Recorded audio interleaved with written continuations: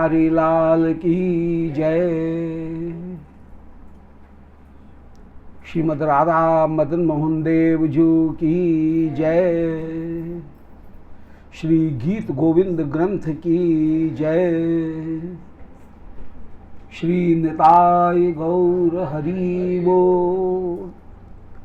श्री गोविंद जय जय गोपाल जय जय गोविंद जय जय गोपाल जय जय। श्री राधा रमण हरि गोविंद जय जय राधा रमण हरि गोविंद जय जय गोपाल जय जय गोविंद जय जय गोपाल जय जय। श्री राधा रमण हरि गोविंद जय जय राधा रमण हरि गोविंद जय जय गोविंद जय जय गोपाल जय जय गोविंद जय जय गोपाल जय जय राधा रमण हरि गोविंद जय जय राधा रमण हरि गोविंद जय। बोलो वृंदावन बिहारी लाल की जय। ओम नमो भगवते पुराण पुरुषोत्तमाय। ओम जयति पराशर सूनु सत्यवती हृदय नंदनो व्यासो यस्यास्य कमलगल्तम वाग्मयमृतम जगत्पिबती विश्वसर्ग विसर्गादि नवलक्षण लक्षतम। श्रीकृष्णाक्षम परम धाम जगद्धाम नमामि तत्। अज्ञानतिमिरान्धस्य ज्ञानाञ्जनशलाकया चक्षुरुन्मीलितं येन तस्मै श्रीगुरुवे नमः। जयतां सुरतौर्पंगो मौमन्दमतेर्गति मत्सर्वस्वपदाम्भोजौ श्री राधा मदन मोहनौ। दिव्यद्वृन्दारण्यकल्पद्रुमाध श्रीमद्रत्नागार रत्नसिंहासनस्थौ श्रीमद् राधा श्रीलगोविन्ददेवौ पृष्ठालीभिस्सेव्यमानौ स्मरामि। श्रीमान् रासरसारम्भी वंशीवट्टटस्थितः कर्शन वेणुस्वनैर्गोपी गोपीनाथ श्रेयोस्तु न अनर्पितचरीं चरात्। करुणयावतीर्ण कलौ समर्पयत मुन्नतोज्ज्वल रसां स्वभक्तिश्रियं। हरिपुरटसुंदर द्वितिकदम्ब संदीप्तः सदा हृदय कंदरे स्फुरतवश्यचीनन्दना। वाञ्छाकल्पतरुभ्यश्च कृपा सिन्धुभ्यैव च पत्तानां पावनेभ्यो वैष्णवेभ्यो नमो नमः। हे श्री सनातन प्रभो करुणाम्बुराशे हे रूप दुर्गति जनैक दयावलोको। हे भट्टयुग्म सुमते रघुनाथ दासो श्रीजीव में कुरुत मंदमते दयांद्राक। बोलो श्री वृंदावन बिहारी लाल की जय। दिव्य प्रबंध श्री गीत गोविंद। इनमें भूमिका के अंतर्गत ग्रंथकार मंगलाचरण प्रस्तुत कराए। चौथा श्लोक उसका यहाँ गायन कर रहे हैं। अपने ग्रंथ के उद्देश्य को पहले प्रस्तुत कराए थे कि इस ग्रंथ का मूल उद्देश्य है हरिस्मरणे निर्वृतम मन। श्री गोविंद लीला का चिंतन करना, ये है मुख्य उद्देश्य। और ठाकुर की लीला का गायन करने में काव्य के जितने भी गुण हो सकते हैं, उन सारे गुण और मधुर संगीत, इनके साथ में यदि उस लीला का गायन किया जाए तो वो लीला का गायन और भी ज़्यादा मधुर हो जाएगा। ठाकुर तो सब सुंदर ही हैं, परंतु एक बार कहीं ऐसा देखने में आया कि श्री रामकृष्ण परमहंस, उनके गुरु तोतापुरी जी, वे कहीं स्नान कर रहे थे गंगा जी के किनारे, और उस समय कोई बड़े बेसुरी राग में एकदम बेसुरे राग में कोई कोई गीत गा रहा था और ठाकुर का नाम एकदम बेसुरे राग में वो ले रहा था। तो उनको सहन नहीं हुआ, भी कह रहे हैं भाई इतना बेसुरा क्यों गा रहा है? तो बोला ठाकुर तो भाव देखते हैं, कोई राग थोड़ी देखते हैं। बोले भाई तू कंसुरा है, तू बेसुरा है, ठाकुर बेसुरे नहीं है। उनको बुरा लगता होगा। तो ठाकुर की जो लीला है वो भी कहीं न कहीं सुंदर से सुंदर प्रकार से प्रस्तुत करनी चाहिए, यदि सुंदर प्रकार से प्रस्तुत हो सकती है। अब जितनी सामर्थ्य है उसके हिसाब से, यदि हर एक तो कलाकार नहीं है, परंतु जितनी सामर्थ्य है उतने उस प्रकार से उसको कहीं प्रस्तुत करनी ही चाहिए। सुंदरतम ढंग से ही प्रस्तुत करनी चाहिए, बिगाड़ करके प्रस्तुत नहीं करनी चाहिए। हम बेसुरे हैं, हम कंसुरे हैं, परंतु ठाकुर कंसुरा और बेसुरा नहीं है, वो तो गुणों से युक्त ही है। श्री तोतापुरी जी, उनके पास में एक पीतल का लोटा था। उस लोटे को यमुना जी, गंगा जी के किनारे बैठ करके खूब रगड़ते थे। आधा घंटे तक वो लोटा रगड़ रहे हैं, वो चमचमा रहा है लोटा पीतल का। तो किसी ने कहा, अरे महाराज सबरे लोटे को आज ही घिस दोगे क्या? वो क्या साफ हो गया? बोले नहीं नहीं, ये मेरा मन है और मैं इसको साफ कर रहा हूँ। तो लोटे को वे अपना मन करके मानते थे, कहते थे कि मैं अपने मन को स्वच्छ कर रहा हूँ, उज्जवल कर रहा हूँ। ये उनका भाव था। और उसमें उसको रगड़ते समय वे यही कहते थे कि अरे मेरा मन तू स्वच्छ हो जा, निर्मल हो जा। ये भावना रखते थे। तो श्री जयदेव गोस्वामी अपने युग के जितने भी परम श्रेष्ठ सरस्वती के उपासक और विद्वान कवि हैं, श्री लक्ष्मण सेन के दरबार के, उन कवियों की भी विशेष रूप से प्रशंसा करते हैं और ये कह रहे हैं कि मेरा जो काव्य है वह तो हरिस्मरणे निवृत्तम मनहा, हरिस्मरण के मन में लगाने और विलास कला कौतूहल को भी दिखाने वाला है, वह काव्य के सारे गुणों को भी दिखाने वाला है। परंतु मुख्य इसका लक्ष्य वह श्री हरि का स्मरण ही है। मानसी सेवा और उस लीला का सामने दर्शन करना, ये ही इस काव्य का मुख्य फल होकर के विराजमान है। तो कह रहे हैं चौथे श्लोक में, बाच पल्लवयति उमापति धरा। मेरे एक सहयोगी हैं इस लक्ष्मण सेन जी के राज दरबार में, एक कोलीग हैं, हमारे सहयोगी हैं, श्री उमापति धर। और उनकी वाणी की ये विशेषता है कि बाच पल्लवयति, उनके एक एक शब्द से अनेक अनेक अर्थ प्रकट होते हैं। वाणी का पल्लवन उनके काव्य में प्रकट होता है और कहीं श्लेषमयी वाणी और अनेक अर्थ को प्रकट करने वाली वाणी वे प्रकट करते हैं, ये उनकी विशेषता है। परंतु मेरी वाणी की विशेषता क्या है कि संदर्भ शुद्धिम गिरा जानीते। मेरी वाणी संदर्भ की शुद्धि को जानती है, अर्थात रस में कहीं भी विरसता नहीं आए, रसाभास वह कहीं नहीं आए, संदर्भ की शुद्धि रहे और शुद्ध रस को मैं प्रस्तुत करूं, ये मेरा प्रयास है। संदर्भ शुद्धि गिराम, वाणी की संदर्भ की शुद्धि, जो रस है उस रस की रसपूर्णता और रस में कहीं रसाभास माने विभाव सामग्री की हीनता के माध्यम से, कहीं अनुभाव की हीनता, कहीं संचारी भावों की हीनता, इनके कारण रस में विरसता उत्पन्न हो जाती है। एक आध दोष कहीं आ जाएं तो उनसे भी विरसता उत्पन्न हो जाती है, परंतु मेरी कविता में दोष नहीं है। और संदर्भ शुद्धि माने रस का जो आस्वादनीय तत्व है, उस आस्वादनीय सिद्धांत तत्व, उसमें एकदम शुद्धि मेरी काव्य में विराजमान है। तो संदर्भ शुद्धि गिराम जानीते जयदेव एव ये जयदेव ही कहीं संदर्भ की शुद्धि जानता है, रस में विरसता नहीं हो।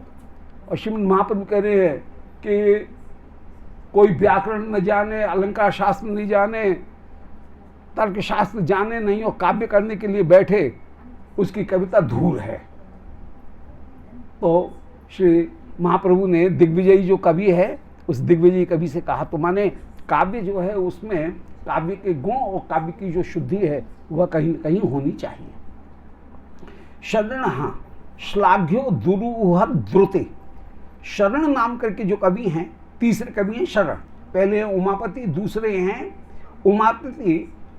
उनकी विशेषता बताई कि वे वाणी के पल्लव, माने एक शब्द में अनेक अनेक अर्थ उनके काव्य के द्वारा प्रकट होते हैं। और वाणी में पुंखानुपुंख, एक शाखा से दूसरी, दूसरी शाखा से दूसरी, एक अर्थ से के साथ में जुड़ा हुआ दूसरा, दूसरे अर्थ के साथ में जुड़ा हुआ तीसरा अर्थ ये प्रकट होता है। माने श्लेष अलंकार का भी प्रयोग है और अर्थ में दीर्घ दीर्घ तरन न्याय से अर्थ को प्रकट करने की प्रवृत्ति है। एक शब्द का प्रयोग होता है दीर्घ दीर्घ तरन न्याय, उसका तात्पर्य होता है कि जैसे कोई धनुष चलाने वाला बाण मारे तो बाण पहले कवच को छेदेगा, फिर कवच के बाद में कंचुक जो है, कुर्ता जो पहना रखा है उसको छेदेगा, फिर कुर्ता छेदने के बाद में वो बालों को छेदेगा, फिर खाल को छेदेगा, फिर मांस को छेदेगा, फिर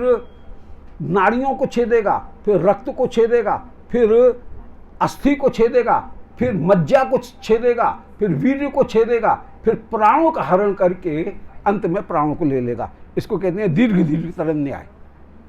तो उनकी जो कविता है वो एक अर्थ से दूसरा अर्थ, दूसरे अर्थ से तीसरा अर्थ, तीसरे से चौथा अर्थ निकाल करके अर्थ का जो अंत तक है वहाँ तक उनकी कविता ली जाती है। ये उनके शब्दों के प्रयोग की एक बहुत विशेषता है कि शब्दों में अनेक गूढ़ से गूढ़ अर्थ परंपरा निकलते हैं।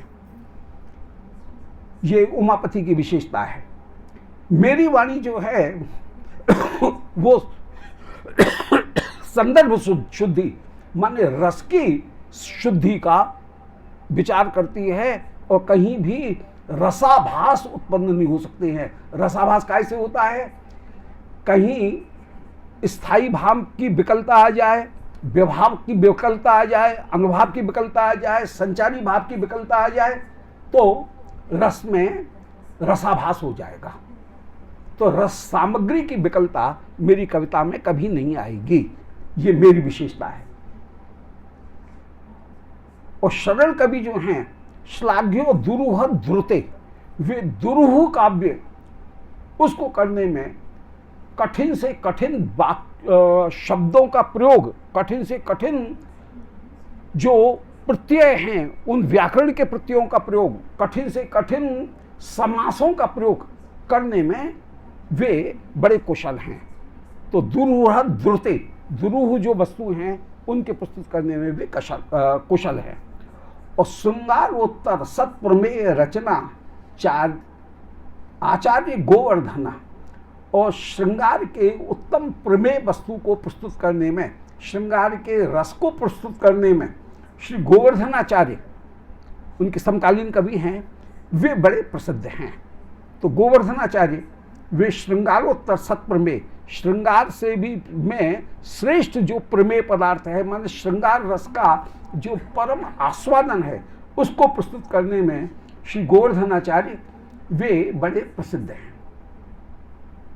और स्पर्धी कोपि न विश्रुता श्रुतिधरो धोई कवि क्षमापति ही। और धोई नाम करके जो पांचवें कवि हैं उनका तो कहना क्या, उनकी प्रशंसा कर रहे हैं। कवि एक दूसरे की प्रशंसा करते नहीं हैं, पर ये इतने उदार हैं कि कर रहे हैं कि धोई नामक कवि जो हैं वे तो कवि क्षमापति ही, वे कवियों में राजा हैं। और श्रुतिधरा उनकी एक विशेषता है कि वे सुनने के साथ ही साथ कोई वस्तु को कंठस्थ कर लेते हैं, याद हो जाती है, दोबारा दोहराने की जरूरत नहीं है। एक बार कहा और इतने में ही उनको वस्तु याद हो जाती है, वे श्रुतिधर है। स्पर्धी कोपिना, और उन धोई कवि का कोई भी स्पर्धी नहीं है, स्पर्धा करने वाला नहीं है। तो उस समय के कवियों में कहीं आत्मश्लाघा की उक्तियां भी कवियों ने बहुत कही, जैसे तावत भा भारते भांति यावत माघस्य नोदयः। बोले भारतीय कवि की बड़ी प्रशंसा है, परंतु भारतीय कवि की प्रशंसा कब तक रहेगी?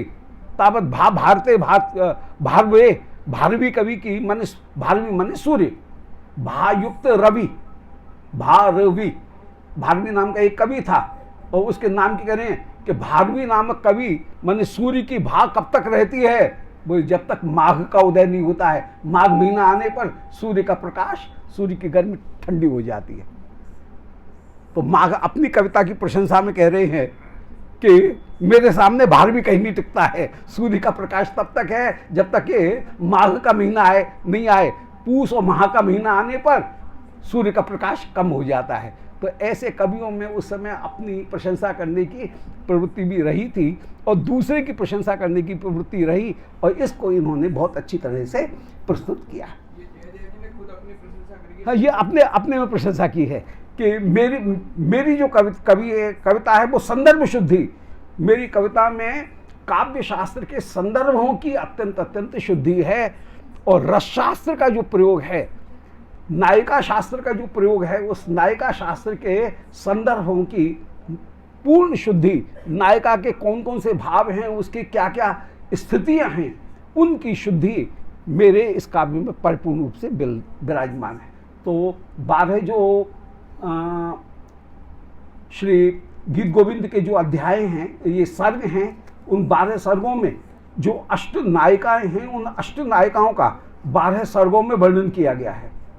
जैसे प्रथम सर्ग और द्वितीय सर्ग, इनमें उत्कंठिता नायिका का वर्णन है। तृतीय सर्ग में प्रोषित भर्तृका है। चौथे सर्ग में और 5वें सर्ग में विप्रलब्धा, उसका वर्णन है। छठे सर्ग में और 7वें सर्ग में, छठे सर्ग में बासक सज्जा और 7वें सर्ग में खंडिता नायिका का वर्णन किया जाएगा। फिर 8वें में मानिनी, मान का वर्णन है। 9वें में कलहांतरता और 10वें में अभिसार का, और 11वें में भी अभिसार का, और 12वें में स्वाधीन भर्तृ का। तो इन अष्ट नायिकाओं का इसमें विशेष रूप से वर्णन किया जाएगा।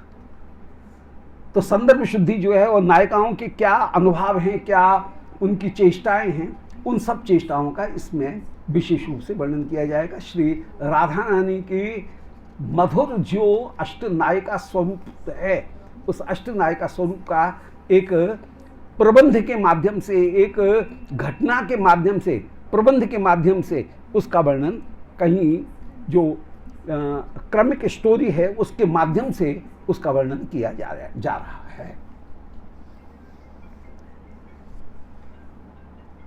अब प्रथम संदर्भ माने सर्ग के भीतर ही अनेक अनेक संदर्भ माने अनेक अनेक चैप्टर्स दे रहे हैं। एक चैप्टर है, चैप्टर के भीतर छोटे छोटे संदर्भ दे रहे हैं।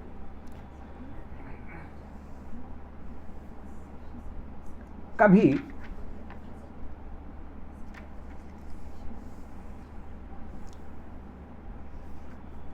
सबसे पहले वंदना कर रहे हैं, और वंदना में श्री कृष्ण ही सबके परम परम उपास्य हैं। संपूर्ण शास्त्रों का प्रतिपाद्य श्री कृष्ण ही हैं, वे 10 अवतारों के अवतारी हैं। इस सिद्धांत तत्व को यहाँ पर सबसे पहले वंदना में, कृष्ण वंदना में प्रस्तुत कर रहे हैं। मंगलाचरण करने की 3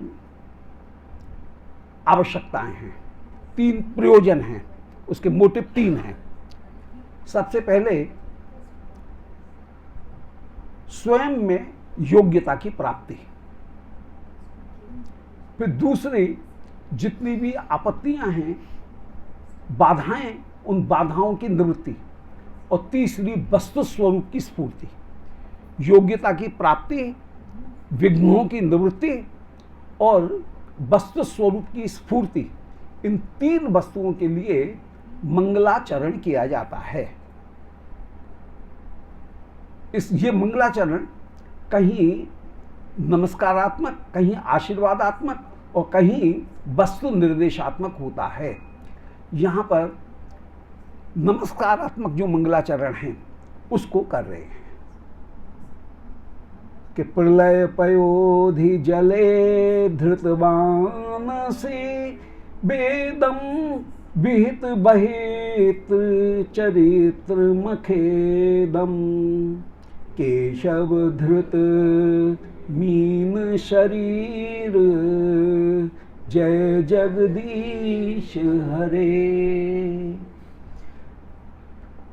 के प्रलय पयोधि, इसमें प्रलय का जो समुद्र था उसमें जले धृतवानस वेदम, प्रलय के पयोध जल में, प्रलय समुद्र के जल में धृतवानस वेदम, ब्रह्मा के मुख से 4 वेद प्रकट हुए।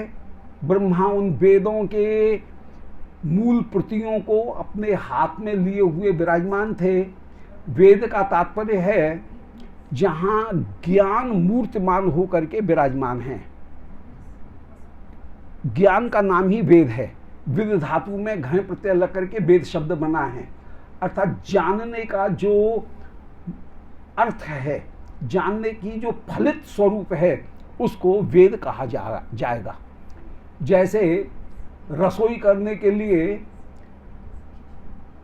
चूल्हा सुलगाया गया, उसके ऊपर बटलोई रखी गई, उसमें पानी डाला गया, चावल डाले गए, चावल खदक रहे हैं, चावल सिद्ध हो गए, बटलोई को उतार करके नीचे रखा। तो जो पूरी प्रक्रिया है उस प्रक्रिया को तो कहेंगे पाचन। और जब बटलोई उठा करके नीचे रख दी तो उसका अर्थ हो गया पक्ति। तो पाचन और पक्ति में ये अंतर है। ऐसे वेद माने जानना एक अलग वस्तु है, और वेद का मतलब है जहां फल की प्राप्ति हो गई, वो क्रिया परिपूर्ण हो गई, उसका नाम वेद कहलाएगा। तो वेदन एक अलग वस्तु है और वेद ये अलग वस्तु है। जैसे पाचन अलग वस्तु है और पाचन का फलित रूप वह पक्ति है, पाक है, ऐसे ही ज्ञान का परम फल रूप वेद है। वेदन का परम रूप वेद है। तो जो ज्ञान का परम फल था वो वेद हैं।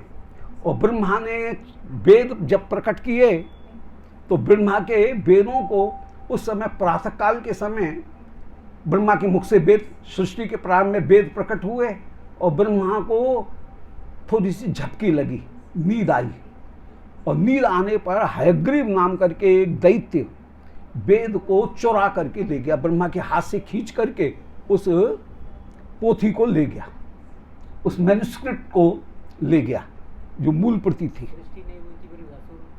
नहीं, ब्रह्म सृष्टि हो चुकी है और वेद भी प्रकट हो गए हैं ब्रह्मा के द्वारा, परंतु ब्रह्मा को फिर भी थोड़ी सी झपकी आई है, नींद आ रही है, तो झपकी आई, और झपकी में असावधानी में हयग्रीव नामक दैत्य वेद को ले गया। उस समय श्री ब्रह्मा अत्यंत व्याकुल हो गए, और तब भगवान की प्रार्थना की, तो भगवान ने मत्स्य अवतार धारण करके आप गए, और मत्स्य अवतार धारण करके उन्होंने हयग्रीव दैत्य उसका वध किया, और वेदों को यथावस्थित उससे लेकर के श्री ब्रह्मा को प्रदान किया। तब फिर ब्रह्मा ने उन वेदों की श्रुति परंपरा प्रारंभ की, क्योंकि पुस्तक स्थात या विद्या और परहस्तम गतम धनम प्राप्त काले समुत्पन्ने न सा विद्या न तद्धनम। जो विद्या पुस्तक में है, गले में नहीं है, वक्ता को याद नहीं है, और दूसरे के हाथ में जो धन गया, न तो वो धन अपना है न वो विद्या अपनी है। पुस्तक है तो कहीं देखोगे, नहीं तो ठन ठन पाल कुछ बोल ही नहीं पाओगे। इसलिए विद्या कंठस्थ होनी चाहिए, विद्या पुस्तक में नहीं होनी चाहिए। तो वेद की शुद्ध परंपरा प्रारंभ हुई। तो यहाँ पर मीन भगवान का, दशावतारों में मीन भगवान का निरूपण कर रहे हैं। नाम का अवतार भी होता है भगवान का। हाँ, वो अलग है। वो हयग्रीव अवतार जो है वो अवतार है। तो हयग्रीव अवतार भी हुआ, उनको कहीं ज्ञान का देवता माना गया। ज्ञानानंदमयम देवम निर्गुणम मधुराकृतिम ज्ञानानंद, और हयग्रीव हम वंदे, श्री हयग्रीव भगवान जो हैं उनकी हम वंदना कर रहे हैं, वे हमारे ऊपर कृपा करें। तो हयग्रीव अलग हैं। ये लिखा है कि हयग्रीव अवतार ने हयग्रीव को मारा। हाँ हाँ, ऐसा भी है, परंतु यहाँ पर हाँ हाँ हाँ, तो हयग्रीव भी हैं एक। और यहाँ पर मत्स्य भगवान जो है, वो मत्स्य भगवान ने हयग्रीव दैत्य को मार करके फिर वेद ला करके ब्रह्मा को प्रदान किए। तो यहाँ पर यही कह रहे हैं कि वेदान उद्धरते, नहीं, ये कह रहे हैं कि प्रलय पयोधि जले धृतवान से, कि प्रलय पयोधि जो जल था उसमें धृतवान से वेदम, आपने मत्स्य रूप धारण करके वेद को प्राप्त किया। विहित बहित्र चरित्र मखेदम, आपने बहित्र चरित्र माने नौका का चरित्र स्थापित किया। अर्थात श्री सत्यव्रत मनु, उनको आपने आदेश प्रदान किया कि एक नौका आएगी और उसमें तुम सारे बीजों को रख करके विराजमान होना। आज से 7वें दिन प्रलय होगा। उस प्रलय काल में यदि तुम्हारी नाव डगमगाने लगे तो मैं तुम्हारी नाव बन करके विराजमान होऊंगा और उस नाव को डूबने से बचाऊंगा। हयग्रीव श्री सत्यव्रत मनु, उनने जब प्रलय को देखा अपने आश्रम के चारों ओर, तो वे मूल जो बीज थे उन बीजों को लेकर के कहीं नाव में बैठे। बीज नष्ट कभी नहीं होता है, तो बीज को लेकर के नाव में बैठे और जब नाव डगमगाने लगी तब मत्स्य भगवान का उन्होंने स्मरण किया। और मत्स्य भगवान का स्मरण करने पर मत्स्य भगवान ने उनको मत्स्य पुराण का उस समय उपदेश दिया। और मत्स्य भगवान के एक सींग था मछली के, उस सींग को बासुकी सर्प से उस नाव के साथ में बांध लिया गया और वो नाव फिर डगमगाई नहीं। मत्स्य भगवान उसको प्रलय समुद्र में भी उस नाव को कहीं बनाए रखे। और मत्स्य भगवान उन्होंने ही श्री सत्यव्रत मनु, उनके ऊपर कृपा करने के लिए उनको मत्स्य रूप में पहले दर्शन दिया था। वे कभी तर्पण कर रहे थे कृतमाला नदी के किनारे, दक्षिण में कृतमाला नदी है, उसके किनारे तर्पण कर रहे थे। तो उनके हाथ में एक छोटी सी मछली आई। उन्होंने उस मछली को छोड़ दिया। जब दोबारा लिया तो वही मछली दोबारा आ गई और मछली बोली, राजा मुझे छोड़ो मत, उसे मुझे यहाँ पर बड़े तिमिंगल खा जाएंगे, बड़े मछलियाँ मुझे खा जाएंगी।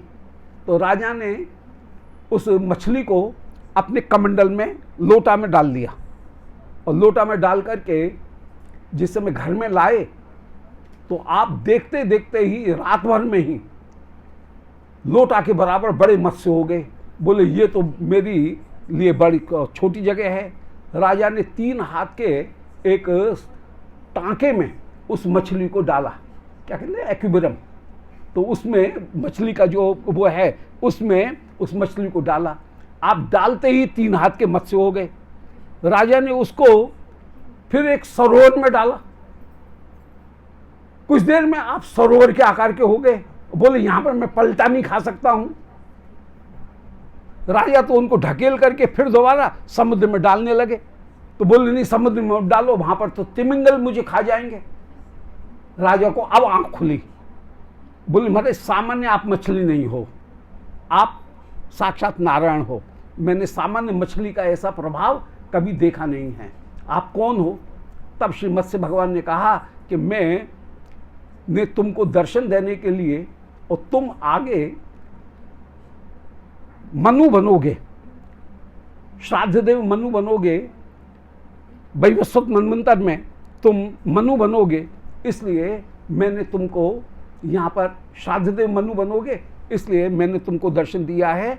और 7वें दिन प्रलय होगी, उस समय मैं तुम्हारी रक्षा करूंगा। तो भगवान ने मत्स्य बन करके रक्षा की और वेदों को का उद्धार किया। तो प्रलय पयोधि जले धृतवान वेदम, प्रलय समुद्र में जो वेद को धारण करते हुए विराजमान हैं। विहित बहित्र चरित्र मखेदम, जो बहित्र चरित्र माने नाव के चरित्र को प्रस्तुत कर रहे हैं।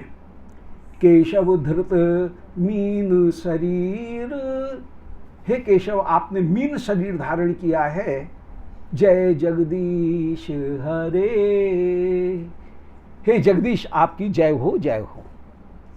आप जगत के ईश्वर होकर के विराजमान हैं, हरि होकर के सबके चित्त का आकर्षण करने वाले, और हरि होकर के जितने भी अवतार हैं उन सबों के अवतारी होकर के विराजमान हैं। अब विहित बहित्र चरित्र, इसमें अनुप्रास अलंकार का बड़ा सुंदर प्रयोग है। प्रलय पयोधि, इसमें हर जगह अनुप्रास इनकी स्वाभाविक और कोमलकांत पदावली इनमें विराजमान है। तो प्रलय पयोधि में जिन्होंने वेद को धारण किया।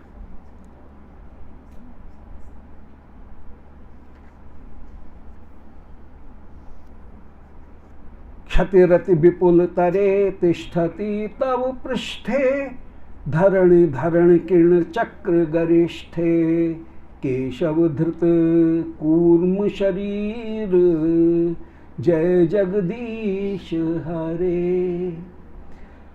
क्षतिरति विपुल तरे तिष्ठति तव पृष्ठे, क्षति ही माने ये पृथ्वी जो है वो अति विपुलतर,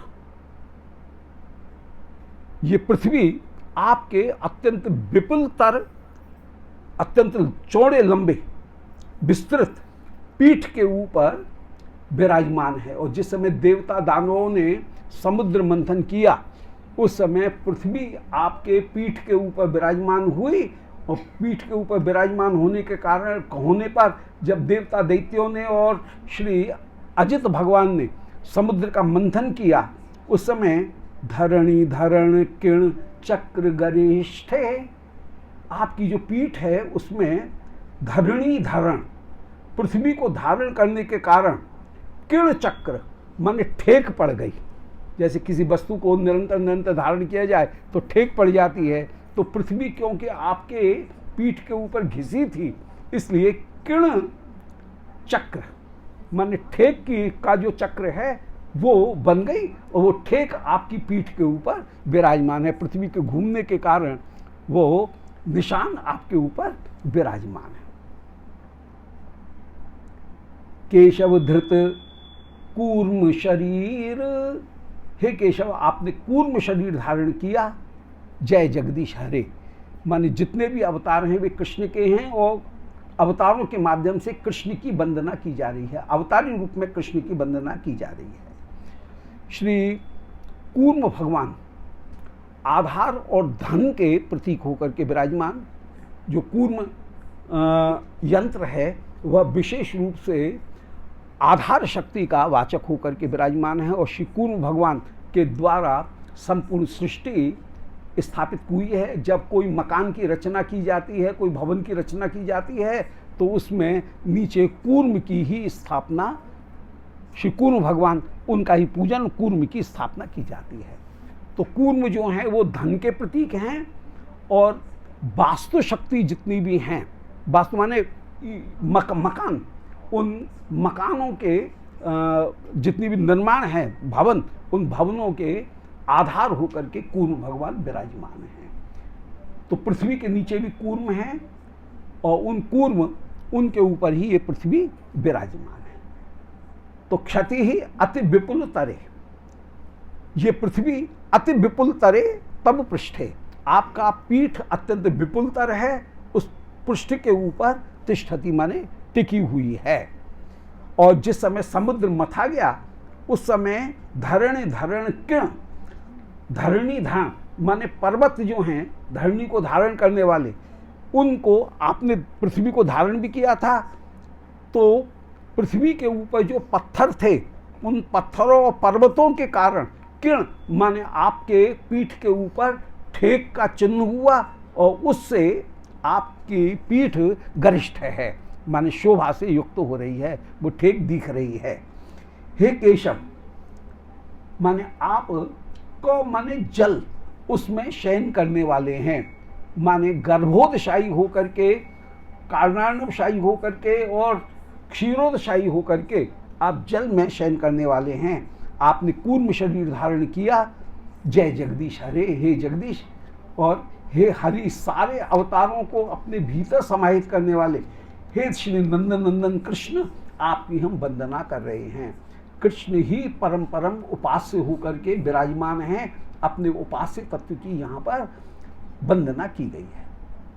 मंदराचल के मतलब मंदराचल और पृथ्वी का क्या? अब वो एक ही बात है, वो एक ही बात है। वहाँ पर मंदराचल किया और पृथ्वी भी उसको धारण की हुई है। वो ऐसा नहीं है मैंने पृथ्वी का एक भाग, वो संपूर्ण पृथ्वी का प्रतीक होकर के विराजमान। अब वराह अवतार का वर्णन कर रहे हैं। मत्स्य अवतार हो गया, कूर्म अवतार हो गया। अब ये इनकी गिनती का क्रम, गिनती है ये कोई इतिहास क्रम नहीं है, क्रोनोलॉजिकल ऑर्डर नहीं है।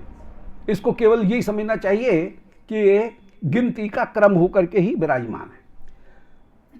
तो बसति दशन शिखरे धरणी तब लग्ना, शिशिन कलंक कलेब निमग्ना, केशव धृत शूकर रूप, जय जगदीश हरे, जय जगदीश हरे। बसति दशन शिखरे धरणी तब लग्ना, आपके दशन शिखर के ऊपर, दाढ़ा के ऊपर पृथ्वी टिकी हुई है। कभी जब पृथ्वी प्रलय में समुद्र में डूब गई, श्री ब्रह्मा जी ने जो भूभस्व अपने सत्यलोक में विराजमान होकर के, 3 लोक धरती में डूब गए हैं। भूभस्व ऊपर के 7 लोक हैं, भूभस्व, जन, मह, तप और सत्य। तो सत्यलोक में ब्रह्मा जी विराजमान हैं। उस समय उन्होंने मनु को उत्पन्न किया और मनु से कहा कि बेटा तुम सृष्टि करो। तो मनु बोले महाराज मैं सृष्टि तो करूँगा, जनलोक में विराजमान है, भूभस्व 3 लोक जल में डूब गए हैं, जनलोक में विराजमान हैं। तो उन्होंने कहा कि सृष्टि करो। तो उन्होंने कहा सृष्टि तो करूं, जब तक पृथ्वी नहीं है तब तक कर्म का विस्तार नहीं होगा। कर्म का विस्तार नहीं होगा तो सृष्टि का विस्तार नहीं होगा, क्योंकि अन्य जितने भी लोक हैं वे सब भोग लोक हैं, और पृथ्वी कर्मलोक भी है और भोग लोक भी है। इसलिए पृथ्वी के बिना कर्म का विस्तार नहीं होगा, और पृथ्वी इस समय जल में डूबी हुई है। तो ब्रह्मा बोले अब क्या करूं? तो ब्रह्मा जो ही चिंता में पड़े कि अब पृथ्वी को कैसे निकाला जाए।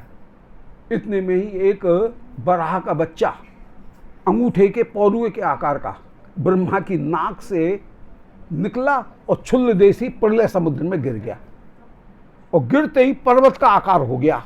ब्रह्मा ने कहा बड़ी अच्छी हुई ये बराह का बच्चा नाक में नहीं फूला, नहीं तो क्या दशा होती। ये बाहर आकर के ही फूला है। श्री वराह भगवान उन्होंने पृथ्वी में नीचे गए और नीचे जाकर के आपने जो गर्भोद में पृथ्वी डूबी हुई थी, गर्भ समुद्र में जो पृथ्वी डूबी हुई थी, उस गर्भोद से पृथ्वी को निकाला। कहा यह गया रसातल में पृथ्वी गई, वो रसातल नहीं है, रसातल तत्वतः गर्भोद है। रसातल तो पृथ्वी का ही भाग है। पृथ्वी के नीचे के जो तल हैं वो ही रसातल हैं। अतल, बितल, सुतल, तलातल, रसातल, महातल, पातल, ये 7 तो पृथ्वी के ही अंग हैं, पृथ्वी के ही अंग हैं। इसलिए रसातल में नहीं, रसातल का मतलब है रसातल के भी नीचे जो पृथ्वी है, जो गर्भोद था, जहाँ पर भगवान शयन करते हैं, चिन्मय जो स्थान था, वहाँ पर पृथ्वी गई हुई थी। भगवान वराह रूप धारण करके वहाँ गए और वहाँ से पृथ्वी को आप उखाड़ करके ले आए। जल से जिस समय निकले उस समय चारों ओर जो छींटे हैं वे छींटे बह रहे हैं। उस समय भगवान की दाढ़ा, बराह भगवान की दाढ़ाओं के बीच में पृथ्वी फंसी हुई है। तो भगवान ने अपनी नाक और दाढ़ा इन तीनों की तिपाई के बीच में पृथ्वी को बिल्कुल साध रखा था। तो वसति दशन शिखरे धरणी तब लग्ना, पृथ्वी जो है वो आपके दशन शिखर में, धरणी माने पृथ्वी, जो धारण करे उसका नाम धरणी, वो चिपकी हुई बैठी है, सुरक्षित बैठी है, कहीं दाढ़ाओं से और इधर से गिर नहीं रही है।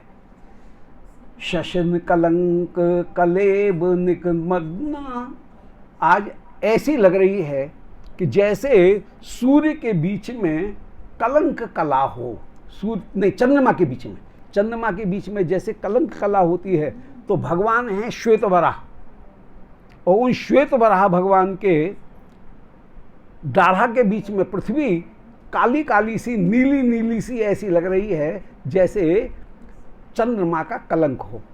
श्री वराह भगवान ने दो स्वरूप धारण किए। श्वेत वराह कल्प ये ब्रह्मा के पड़वा तिथि का नाम है।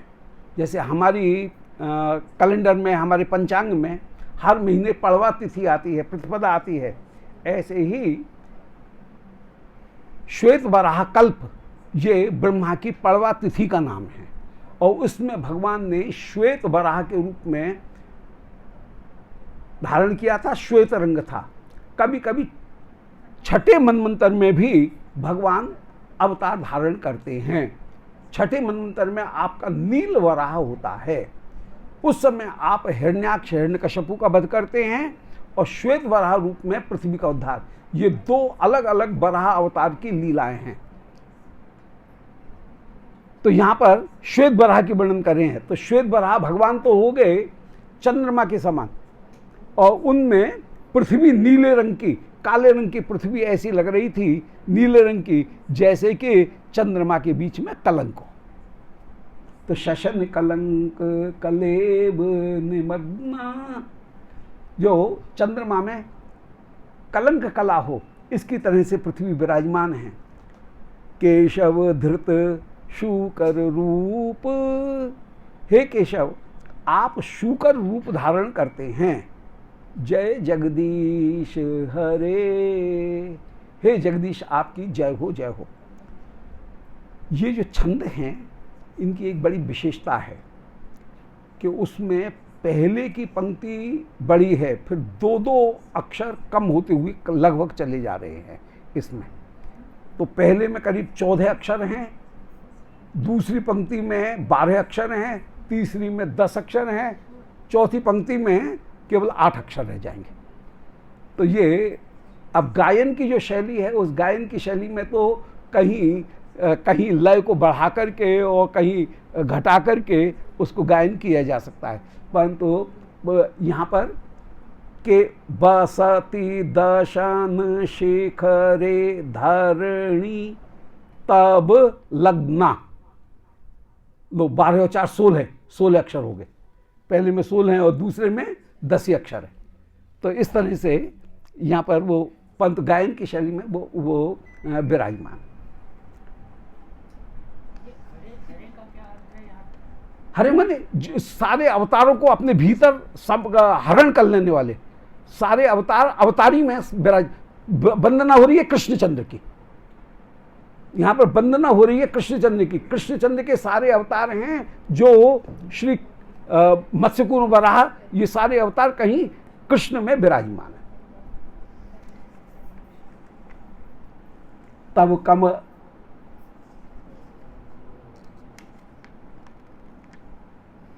तब कर कमल बरे नखमाद्भुत श्रृंगम दलित हिरण्य कशुप तनु भृंगम।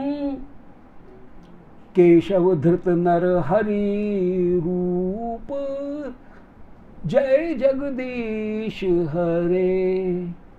हे केशव, तब कर कमल बरे, नख मद्भुत श्रृंगम। आपके नख कमल, वे नख कमल ही परम श्रेष्ठ हैं। आपके नख कमल के समान हैं। नृसिंह भगवान का वर्णन है। नृसिंह भगवान के नख परम कमल सरी के लाल रंग के हैं, परंतु नख मद्भुत श्रृंगम, वे नख अत्यंत श्रृंग माने नुकीले हैं। आपके नख अत्यंत अत्यंत नुकीले हैं। दुष्ट का वध करने के लिए उत्पन्न हुए। मानव शरीर की एक विशेषता है, ठाकुर ने ऐसा मनुष्य शरीर बनाया, हमारा कोई भी शरीर नुकीला नहीं है। सबको घिसघिसू करके ठाकुर ने गोल कर दिया है। शरीर का कोई भी भाग नुकीला नहीं है, सब गोली हैं। और जो नुकीले, कहीं नुकीला नख जो हैं वे भी गोली हैं। तो मानव शरीर जो है वो हिंसा वाला शरीर नहीं है, वो ज्ञान प्राप्त करने वाला शरीर है। ये प्रकृति ने कहीं ये सिद्ध किया है, दिखाया है। तो तब नख कमल बरे, नख मद्भुत श्रृंगम। श्री नृसिंह भगवान के जो नख हैं वे नुकीले होकर के विराजमान हैं, श्रृंग धारण करके नुकीले होकर के भी विराजमान हैं। दलित हिरण्य कशुप तनुभृंगम। उन्होंने हिरण्यकशपु, उनके शरीर रूपी भृंग को दलित कर दिया है।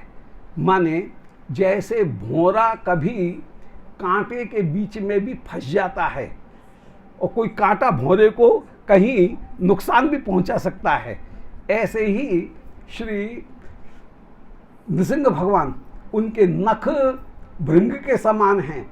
यद्यपि भौरा इतना चतुर है कि वो कांटे से, पत्ती से, पंखुड़ी से बच कर के केवल रस को ले लेता है, परंतु कभी भौरा बदमाशी करे तो कमल जो है उसकी जो कांटे हैं वो उसको बंद भी कर सकते हैं।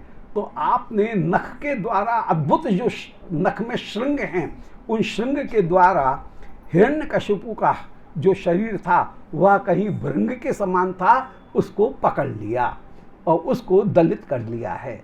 नृसिंह भगवान के विषय में कहा है कि हिरण्यकशिपु, उनका वक्षस्थल एक पर्वत है और श्री नृसिंह भगवान के नख बिटंक के समान है, टांकी के समान है। जैसे पत्थर को काटने के लिए जो संगत रास है वह टांकी और हथौड़े का प्रयोग करके पत्थर को काट देता है, इसी प्रकार श्री नृसिंह भगवान वह हिरण्यकशिपु के कठोर वक्षस्थल के ऊपर अपने नख रूपी टांकी का प्रयोग करके उसको फाड़ डालते हैं।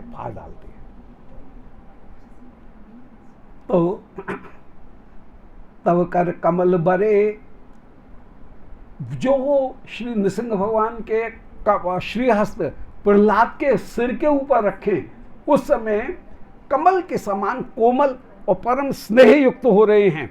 वे ही इतने कठोर हो जाते हैं कि हिरण्यकशिपु के वक्षस्थल रूपी शिला को काटने के लिए वे टंक रूप हो जाते हैं और नुकीले होकर के विराजमान हैं। दलित हिरण्यकशिपु तनुभृंगम, और वे हिरण्यकशिपु के शरीर को उसी प्रकार मसल सकते हैं, काट सकते हैं, जैसे कोई भौरे को कोई कांटा उनकी उलझन में आकर के भौरे को काट सकता है। यदि कोई ऐसा वृक्ष हो जो कांटे वाला हो, वो भौरे को अपने भीतर बंद भी कर सकता है। केशव धृत नर हरि रूप। हे केशव, आपने, हे कृष्ण, आपने ही नरहरि रूप को धारण किया। जय जगदीश हरे। आप जगदीश होकर के विराजमान हैं, जगत के ईश्वर होकर के विराजमान हैं, और हरि माने सब अवतारों के अवतारी हैं, जगत का कल्याण करने वाले हैं। जो चले उसका नाम जगत, गच्छतीत जगत। जगत का अर्थ है जो प्रतिक्षण चलता रहे। हम प्रतिक्षण बदल रहे हैं, एक क्षण पहले जो थे वो अब नहीं हैं। प्रतिक्षण हम में ट्रांसफॉर्मेशंस हो रहे हैं।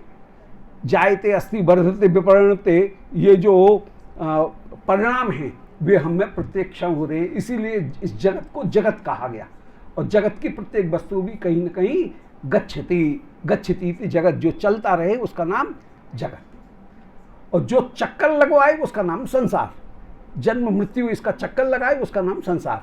वल्लभाचार्य जी ने जगत और संसार इनमें अंतर किया। उनके यहाँ पर जगत जो है वो तो है संसार की जितनी भी वस्तु, और संसार जो है वो जीव की माया, जिसके कारण उसे जन्म मृत्यु प्राप्त होती है। तो वैष्णव आचार्यों ने, श्री जीव गोस्वामी ने उसे जीव माया और गुण माया करके दो निरूपण किए। गुण माया के द्वारा जगत बनता है और जीव माया के द्वारा जीव का जन्म बंधन जन्म मृत्यु ये होते हैं। तो हे जगदीश, जगत के ईश होकर के आप विराजमान हैं। हे हरि, सबके आश्रय होकर के विराजमान है। अब वामन रूप, मत्स्य कूर्म वराह वामन नृसिंह, ये चार हो गए। अब पांचवा रूप धारण कर रहे हैं वामन। दशावतारों का वर्णन है कि छले ऐसे विक्रमणे बलिमद्भुत वामन। हे वामन, छले ऐसे विक्रमणे, आप जिस समय चरणों को विन्यास करते हैं, विक्रमण माने पेस, चरणों को रखना, तो जिस समय आप पेस करते हैं, पेसिंग करते हैं, उस समय चरण विन्यास करते हैं। तो चरण विन्यास करने पर दो चरण में ही बल राजा का जितना भी शासन था, भू भव स्व, ये तीनों लोगों को नाप लेते हैं। एक चरण में पृथ्वी नापा और दूसरा चरण जो बढ़ाया वह स्वर्ग महा और स्वर्ग जो लोक है, भुव और स्व, ये दोनों लोकों को भी नाप करके ब्रह्मांड के उनके भी बाहर निकल गया। तो दो चरण में बल राजा के सारे राज्य को नाप लिया। त्रिलोकी के ऊपर राज्य था, तीन लोग तो 1.5 चरण में, 1.25 चरण में ही नापने में आ गए, 1.25 चरण में ही नापने में आ गए, और 3 चरण तो ऊपर निकल गए। त्रिपाद ऊर्ध्वम उदयित पुरुषः पादो सेहा भवत्पनः, चरण का जो एक भाग है वो यहाँ रहा, और त्रिपाद ऊर्ध्वम उदयित, तीन दूसरे पग का भी तीसरा जो 3 जो भाग थे वो 3/4 भाग वो बाहर निकल गया। परंतु दूसरा चरण प्रयोग तो करना पड़ा, इसलिए दो डग समझ लो, 2 डग में बल राजा के पूरे राज्य को आपने नाप लिया। और फिर तीसरे चरण के लिए कहा, भाई चलो तेरी बात मानी कि हमने 2 चरण नाप लिए, अब तीसरे के लिए तृतीयम उपकल्प है, तीसरे के लिए पृथ्वी ला, तूने वचन दिया है। तो बल राजा ने अपना सिर आगे कर दिया कि पादम तृतीयम कुरुशीर्ष में निजम, तीसरे चरण के लिए मेरा ये माथा है, इसके ऊपर अपने चरण रखो। परंतु ये मत कहना कि बल राजा तूने जो वचन दिया वो मैंने पूरा नहीं किया, मैंने वचन पूरा कर दिया है। ये तीसरे चरण के लिए ये देह आपको समर्पित है, ऐसा बल राजा ने कहा। तो छले ऐसी माने छल लेते हो आप। विक्रमणे बलिमद्भुत वामन, हे अद्भुत वामन। अद्भुत वामन ये है कि स्वरूप भी वामन है, और फिर भी 2 चरण में वामन का कितना सा डग होगा, परंतु वामन होते हुए भी आपने भूभ स्व तीनों लोकों के राज्य को नाप लिया। अद्भुत वामन होकर के आप विराजमान हैं, वो वामन ही त्रिविक्रम होकर के विराजमान हो गए। पद नख नीर जनित जन पावन, आपके चरण नख से जन पावनी गंगा प्रकट हुई। गंगा महारानी की जय। तो पद नख नीर, चरण से जो जल हुआ उससे जनित जन पावन, जितने भी जन हैं वे पवित्र हो गए। केशव धृत वामन रूप, हे केशव आपने वामन रूप धारण किया। केशव कहकर के हे किशोरी जी के केश को, चोटी को गूंथने वाले, हे केशव आपने धृत वामन रूप, वामन रूप धारण किया। जय जगदीश हरे, हे जगदीश सब अवतारों के अवतारी हरि आपकी जय हो, जय हो। अपने माधुर्य से भक्तों के चित्त को हरण कर लेने वाले पूर्ण तत्व वो है पूर्ण उसे कहेंगे जो असाधारण स्वरूप ऐश्वर्य माधुर्य से युक्त हो। भगवान की परिभाषा श्री विश्वनाथ चक्रवर्ती जी ने असाधारण स्वरूप ऐश्वर्य माधुर्य तत्व विशेष। असाधारण ऐश्वर्य वाला स्वरूप भी हो, स्वरूप कहकर के ब्रह्म, ब्रह्म की जितने भी विशेषताएं वो कृष्ण में विराजमान है।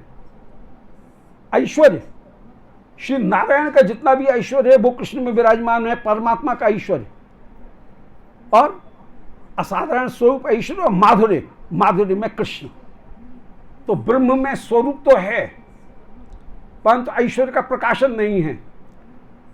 श्री परम व्योम नारायण, उनमें स्वरूप भी है और ऐश्वर्य भी है परंतु माधुर्य नहीं है। श्री कृष्ण में स्वरूप भी है, ऐश्वर्य भी है, माधुर्य भी है। इसलिए परतत्व के सर्वोत्तम स्वरूप यदि कोई हैं तो वो कृष्ण है।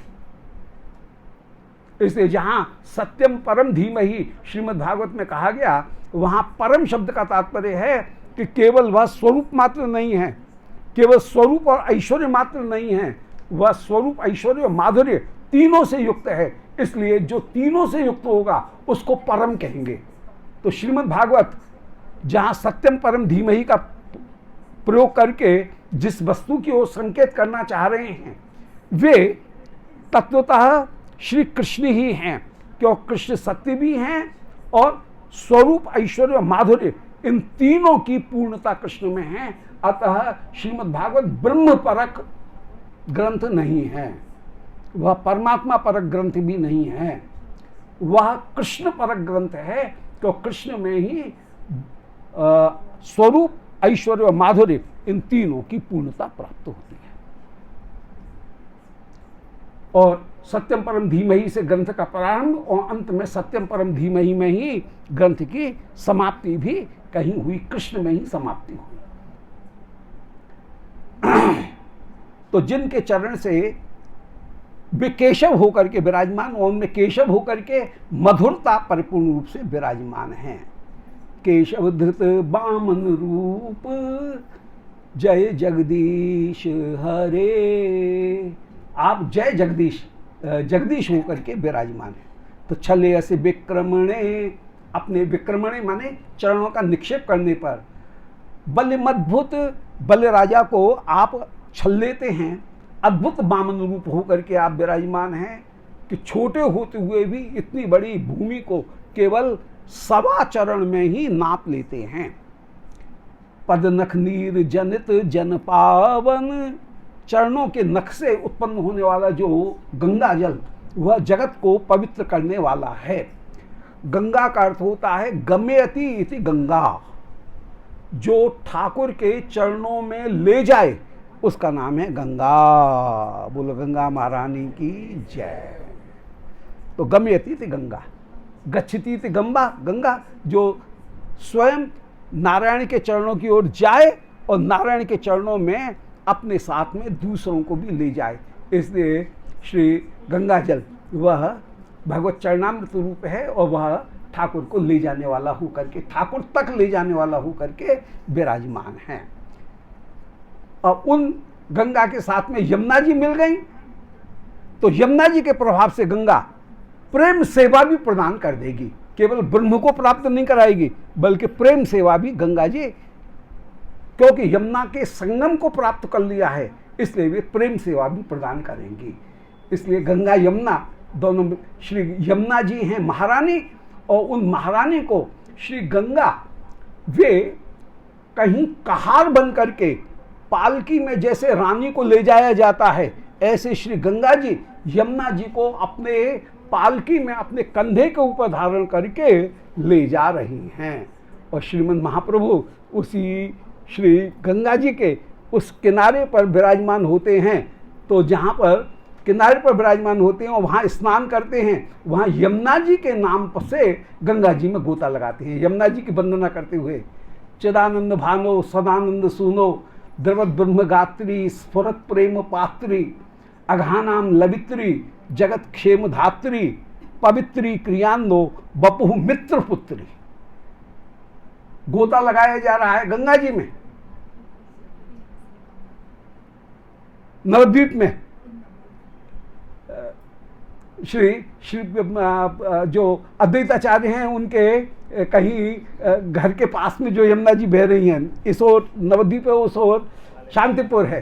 तो शांतिपुर की गंगा में स्नान किया जा रहा है, परंतु स्नान किया जा रहा है यमुना का। और श्री नित्यानंद प्रभु कह रहे हैं आप जो कुछ भी कर रहे हो बिल्कुल सही कर रहे हो, क्योंकि यमुना इसी किनारे पर आकर के मिलती हैं। यमुना जो है वो गंगा के माने पूर्व का जो हिस्सा है उसी ओर आकर के गंगा यमुना गंगा में मिलती हैं। यमुना जी पूर्व से आकर के और फिर यमुना में प्रयाग में कहीं मिलती हैं, और आप पूर्व के किनारे पर ही स्नान कर रहे हो। तो ये यहाँ पर जो जल है इस प्रवाह में वो यमुना जी का जल ही है, ये विचार भी करें। ऐसे जय जगदीश हरे। अब श्री परशुराम भगवान उनकी वंदना कर रहे हैं। परशुराम भगवान ये आवेश अवतार हैं, और जितने भी अवतार थे वे अवतार तो कहीं वैभव अवतार हैं, परंतु परशुराम अवतार आवेश अवतार हैं।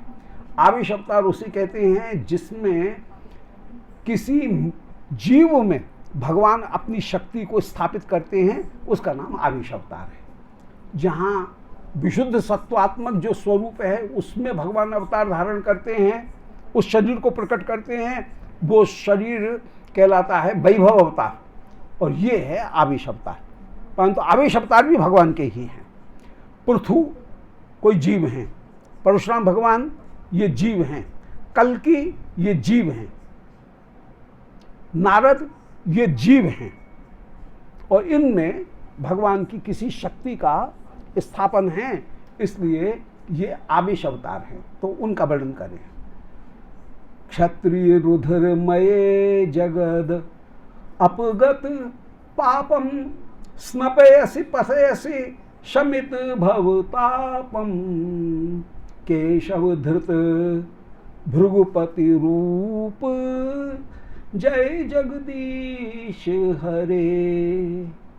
क्षत्रिय रुधिरमये, क्षत्रियों का जो रुधिर है उस रुधिर के से बने हुए जगत अपगत पापम, जिन्होंने 9 कुंड बनाए, कुरुक्षेत्र में 9 कुंड बनाए, और उन 9 कुंडों में क्षत्रियों के रक्त से उन 9 कुंडों को भर दिया, और उन कुंडों का जल ही परम पवित्र हो गया। और उनमें यदि कुरुक्षेत्र में यदि कोई स्नान करे वहाँ पर, तो उसके जितने भी पाप हैं वो दूर हो जाएं। उल्टी बात है, रक्त के कुंड में स्नान करने पर पाप की दूरी निवृत्ति होना।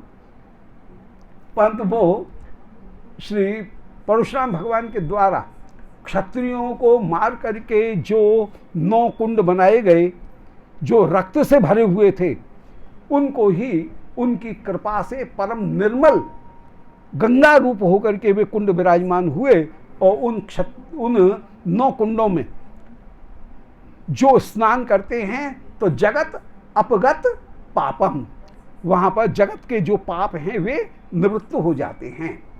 स्नपयसि पयसि शमित भवतापम, आप जब जीवों को उन कुरुक्षेत्र के 9 सरोवरों में स्नान करने के लिए आप आदेश देते हो, शास्त्र आदेश देते हैं, तो शमित भवतापम, उनके संसार बंधन के जो ताप हैं वे सब शमित हो जाते हैं। स्नपे ऐसी माने उनको नहलाते हो। जगत के जीव जब स्नान करते हैं आपके आदेश से, तो शमित भवतापम, उनके भवताप दूर हो जाते हैं। केशव धृत भृगुपति रूप, हे केशव आप भृगुपति श्री परशुराम उनके रूप को धारण करते हैं। जय जगदीश हरे, आप हे जगदीश आपकी जय हो, जय हो। वितरस दीक्षु रणे दिक्पति कमनीयम, दशमुख मौले बलिम रमणीयम, केशव धृत राम शरीर जय जगदीश हरे। हे श्री, अब 3 राम हैं। इन 3 रामों में एक राम का वर्णन हो गया, परशुराम। अब दूसरे श्री दाशरथी राम, उनका वर्णन कर रहे हैं। दाशरथी राम का वर्णन कर रहे हैं कि बितरस दिक्षु रणे दिक्पति कमनीयम दशमुख मौल बलिम रमणीयम। दशमुख जो है रावण, उसके 10 सिरों को काट करके आपने मानो 10 जो दिशाओं के पति हैं उनको जैसे बलिदान प्रदान किया है। एक सिर काट करके इधर पूर्व में, एक कहीं अग्नि में, एक कहीं दक्षिण में, एक नैऋत्य में, एक पश्चिम में, एक वायव्य में, एक उत्तर में, एक ईशान में, एक ऊर्ध्व, एक अध।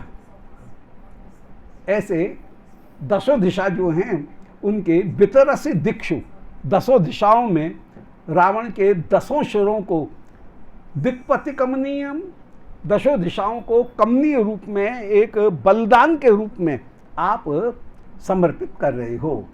दशमुख मौल बलिम, एक कमनीय बलि के रूप में प्रदान कर रहे हो, ऑफरिंग के रूप में आप प्रदान कर रहे हो। रावण जो है उनकी मौली मन सिर, उनकी बलि प्रदान कर रहे हो जो रमणीय हैं। ऐसे जो श्री राम, उनका कहना क्या, हे केशव आपने धृत राम स्वरूपम, राम शरीरम, राम स्वरूप को धारण किया। जय जगदीश हरे, हे जगदीश आपकी जय हो। 10 दिशाओं की जो दिक्पति हैं उनको कमनी जो बलि है उसको प्रदान कर रहे हैं। मन कमनी का मतलब है उनकी मनपसंद जो बलि है उसको प्रदान कर रहे हैं।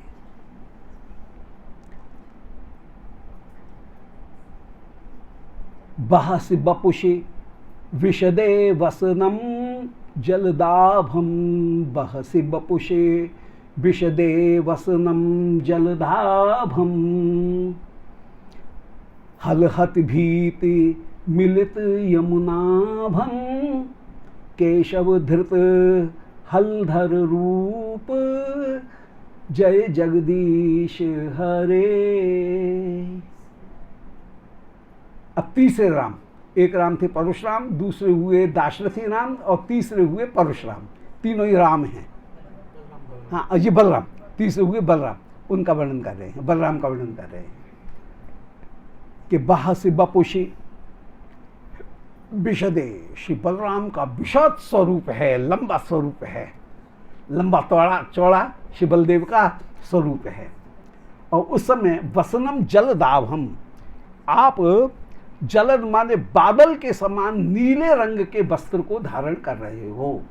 जलद, जलद माने बादल, तो बादल की आभा वाले नीले वस्त्र को बहसि बपुषि अपने शरीर के ऊपर आप, विशद शरीर के ऊपर आप धारण कर रहे हो। तो बहसि बपुषि विशदे वसनम जलदाभम, आप जलदाभम, जलद की आभा वाले वस्त्र को धारण कर रहे हैं। हलहत भीति मिलित यमुनाभम, आप हल की हति माने अपने हल का जो प्रयोग करते हैं, प्रहार करते हैं, उस हल की हति से, हल के प्रहार से भीति श्री यमुना जी डर जाती हैं। और मिलित यमुनाभम, और यमुना आपके चरणों की ओर चली आती हैं। कभी श्री बलदेव ब्रिज में आए और ब्रिज में आकर के अपने यूथ की गोपियां, खबरदार कोई ये वे गोपी नहीं है जो श्री कृष्ण के साथ में रास में सम्मिलित हुई, उनकी केवल कृष्ण में प्रीति है, कहीं दूसरे की प्रीति हो ही नहीं सकती है। ये जो गोपी हैं, ये गोपी बिल्कुल अलग हैं। जैसे कृष्ण के से प्रीति करने वाली कोई गोपी हैं, ऐसे ही श्री बलदाऊ से प्रीति करने वाली भी ब्रज में कुछ गोपियों के यूथ हैं। तो अपने यूथ की गोपियों को लेकर के श्री बलदाऊ जी ने, श्री बलराम ने ब्रज में चैत्र और बैशाख इन 2 महीनों में आनंद पूर्वक वासंती रास किया, वसंत ऋतु में रास किया। रास करने के बाद में श्री बलदेव के यूथ की गोपी, इनमें कुछ गोपी हैं, कुछ नागपत्नी हैं, कुछ अन्य हैं जो कि श्री बलदेव के रूप की उपासना करने वाली हैं, साधन सिद्धा। जैसे कृष्ण के स्वरूप में कोई नित्य सिद्धाएं हैं, कुछ देवी हैं, कुछ साधन सिद्धाएं हैं। ऐसे बलदेव के यूथ में भी बलदेव से प्रीति रखने वाली कुछ गोपियां हैं। तो सारी गोपियां बोली कि प्यारे चलो जल केली करें आए। तो श्री बलदेव बोले अरे यमुना जी को यहीं बुला लेते हैं। तो यमुना को बुलाया, हे यमुने आ जाओ आ जाओ, परंतु यमुना जी नहीं आई। ये समझ करके ऐसे घर घर नहवाती डोलूंगी तब तो बाबली हो जाऊंगी इसलिए यमुना नहीं आई। मतवाले समझ करके, तो मतवाले पन्ने में कहीं भांग के नशे में बोल रहे हैं, तो मतवाला समझ करके नहीं आई। उस समय श्री बलदेव ने समुद्र पत्नी यमुना का आकर्षण किया। सावधान, यमुना जी के 3 स्वरूप हैं। यमुना जी का एक स्वरूप है नदी रूप यमुना, जो समुद्र में जाकर के मिलेगी, समुद्र पत्नी यमुना है। इस स्वरूप का आकर्षण किया। यमुना का दूसरा ये है आदि भौतिक यमुना। आदि भौतिक यमुना जो है उनका आकर्षण किया, जो समुद्र पत्नी है, नदी रूप हैं, मनुष्यों के मैल को वहन करने वाली हैं, धोने वाली हैं, और मनुष्यों को, ब्रजवासियों को जीवन दान देने वाली हैं। जल ही जीवन है, तो जल रूप होकर के जीवनदायिनी, मल वहन करने वाली, हमारे मल को स्वीकार करने वाली, और जो जीवनदायिनी होकर के विराजमान है, ऐसी आदि भौतिक यमुना का, नदी रूप यमुना का बलदेव ने आकर्षण किया। यमुना का दूसरा स्वरूप है पुष्टि यमुना। वे यमुना जी कृपा शक्ति स्वरूप हैं, और पुष्टि मार्ग में श्री यमुना जी ही कृपा शक्ति रूप में मानी गई। यमुना जी की कृपा के बिना कोई लीला में प्रवेश नहीं कर सकता है। तो यमुना का जो पोषण तदनुग्रह, अनुग्रह रूप यमुना है, ये यमुना का दूसरा स्वरूप है। यमुना का तीसरा जो स्वरूप है वो है आदि दैविक यमुना। वे चतुर्थ प्रिया होकर के, चतुर्थ यूथ होकर के वे श्री यमुना जी विराजमान हैं। माने एक यूथ है राधा रानी का स्वपक्षा, दूसरा यूथ है चंद्रावली जी का प्रतिपक्षा, तीसरा यूथ है धन्या जी का जो तटस्था हैं, और एक चौथा यूथ है वो है श्रुत पक्षा। तो स्वपक्षा, प्रतिपक्षा, तटस्थ पक्षा और श्रुत पक्षा। श्रुत पक्षा जो यूथ है वो चौथा यूथ है, और उस चौथे यूथ को कहा गया तुर्य प्रिया। यमुना जी का एक नाम है तुर्य प्रिया, नमत कृष्ण तुर्य प्रियाम, यमुनाष्टक में निरूपण कर रहे हैं। तो तुर्य प्रिया माने चतुर्थ प्रिया, माने चौथे यूथ की प्रिया होकर के भी विराजमान हैं।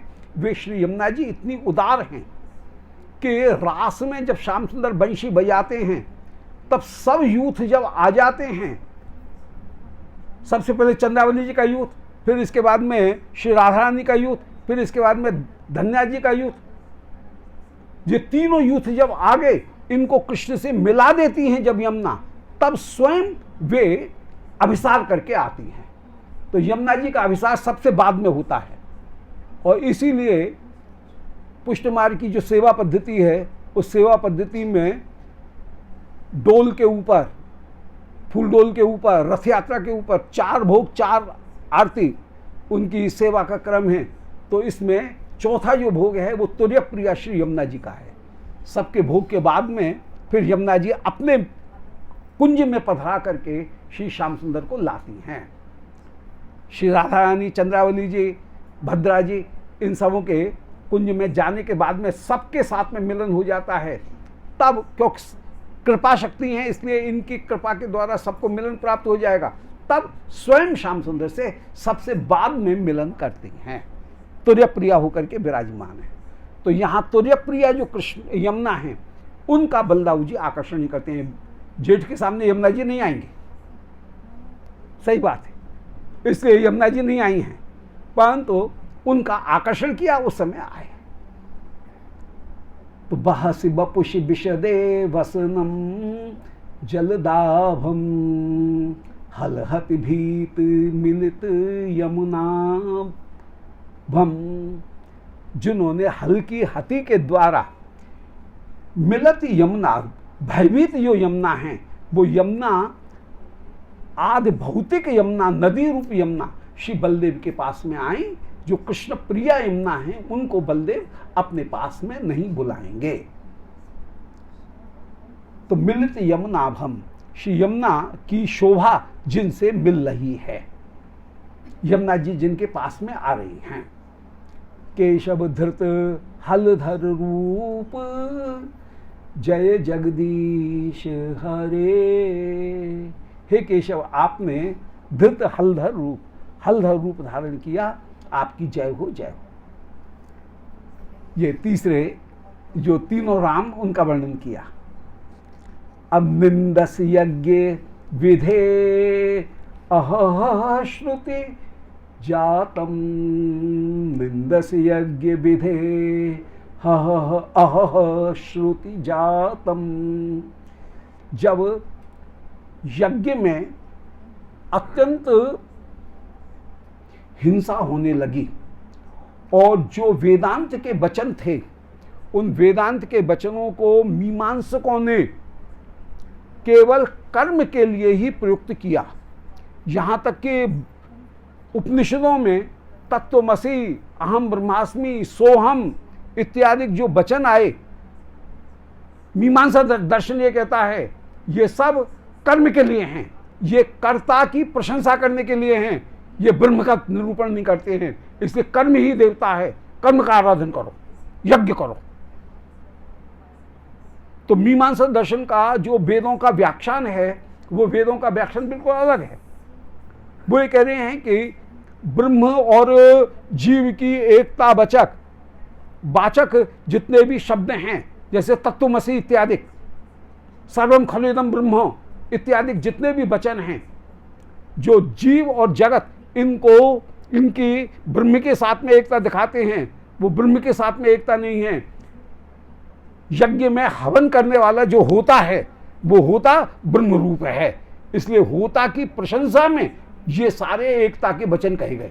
लो, उन्होंने ब्रह्म को माना ही नहीं।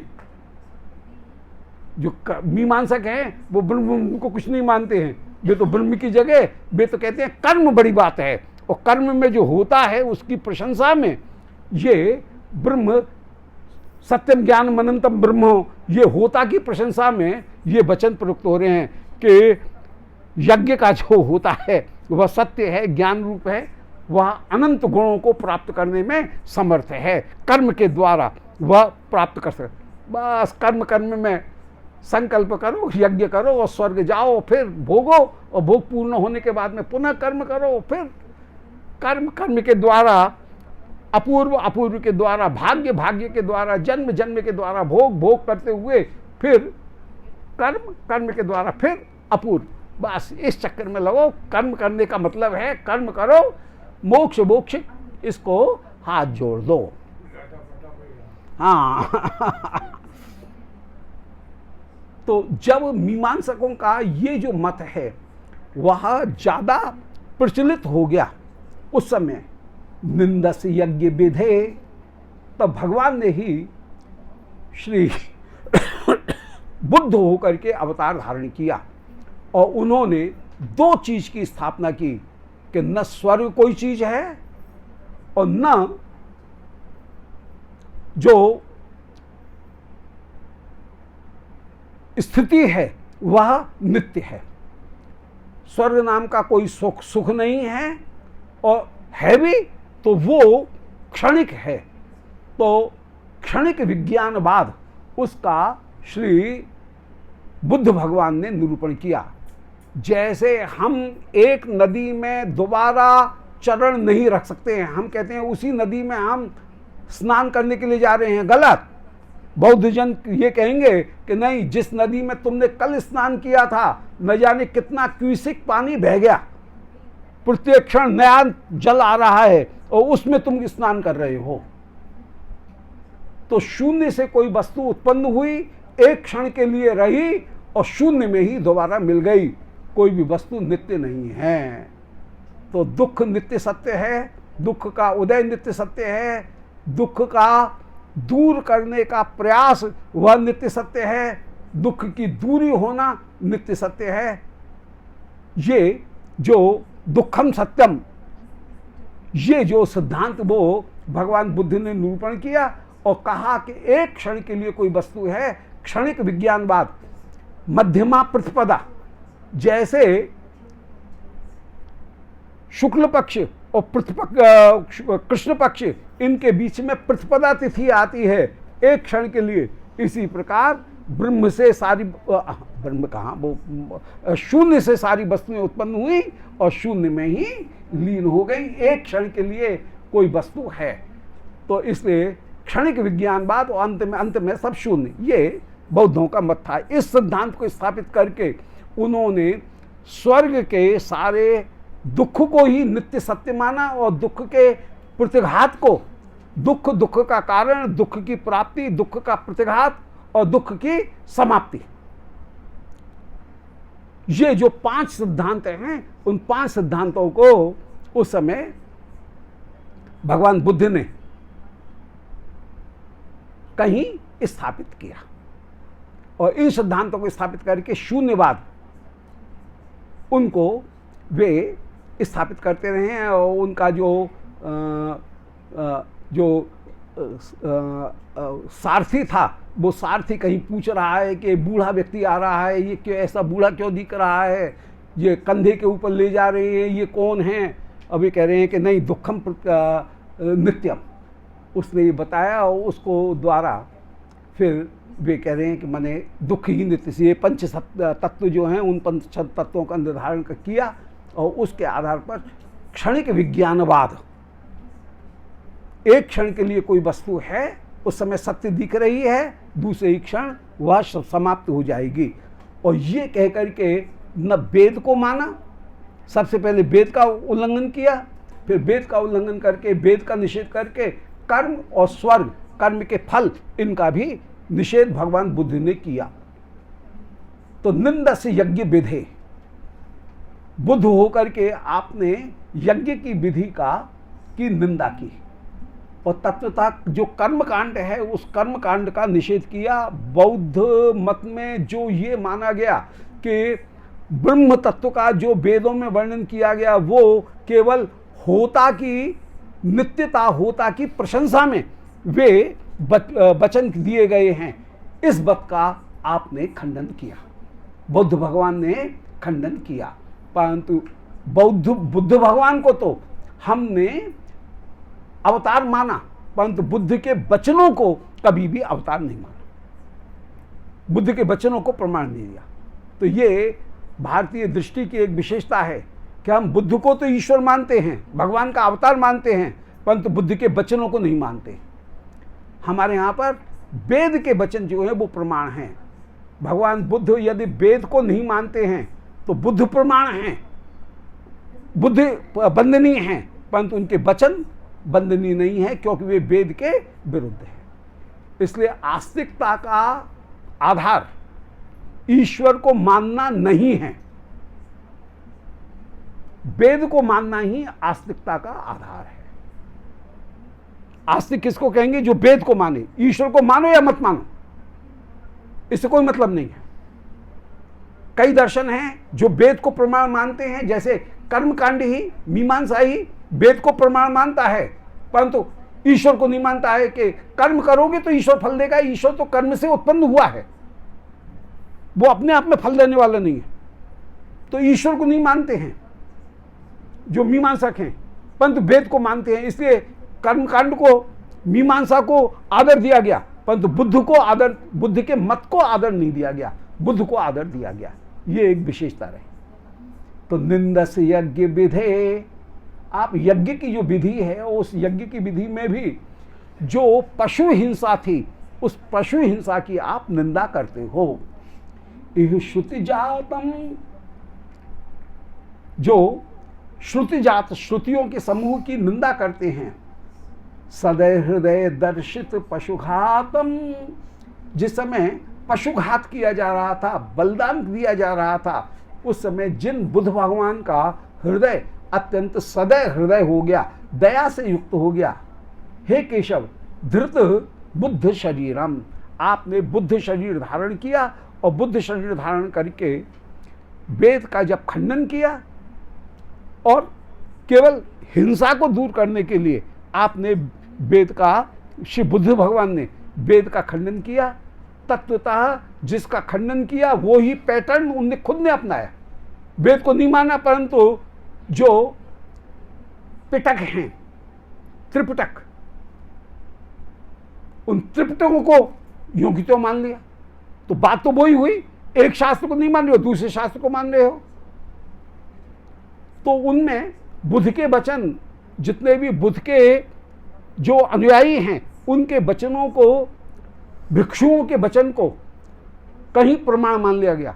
और जिस जीवन की सरलता को आधार बना करके बौद्ध धर्म का प्रचार हुआ था, उस बौद्ध धर्म के आचार को हटा करके उसमें भी वही शास्त्रीय ग्रंथिलता उत्पन्न अंत में हो गई।